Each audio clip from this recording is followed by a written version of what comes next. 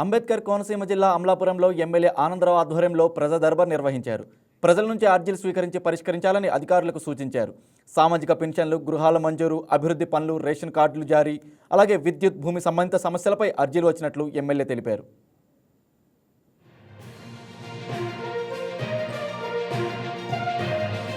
గౌరవ ముఖ్యమంత్రి వర్యులు నారా చంద్రబాబు నాయుడు గారి ఆదేశాల మేరకు అసెంబ్లీ నియోజకవర్గంలో ఎమ్మెల్యేల కార్యాలయాల్లో ప్రతి వారము ఈ ప్రజా దర్బార్ని నిర్వహించి ప్రజల నుంచి వారు చేసుకునే దరఖాస్తులను స్వీకరించి ఏ డిపార్ట్మెంట్లు అడుగుతున్నారు డిపార్ట్మెంట్ సంబంధించి ఆన్లైన్ చేసి రాష్ట్ర వ్యాప్తంగా 175 నియోజకవర్గాల్లో ముఖ్యమంత్రి గారు ప్రజా సమస్యలు తెలుసుకోవడానికి, పరిష్కారం చేయడానికి ఈ కార్యక్రమాన్ని నిర్వహించమని ఆదేశించారు. దాంట్లో భాగంగా ఈ రోజు మనం నిర్వహించుకుంటున్నాం.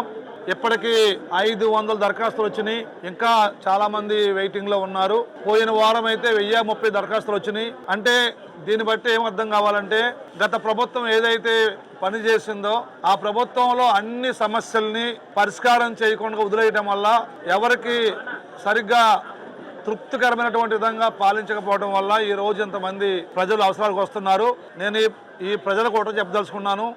ఇన్ని సమస్యలు ఉన్న ఈ రాష్ట్రంలో ఇన్ని రకాలుగా సంక్షేమ పథకాలు అమలు చేస్తున్నా కూడా ఇంకా ఇంతమంది ఇల్లు కావాలని, పెన్షన్లు కావాలని ఇన్ని రకాలుగా వస్తున్నారంటే ప్రజలను ఒకటే కోరుతున్నాను.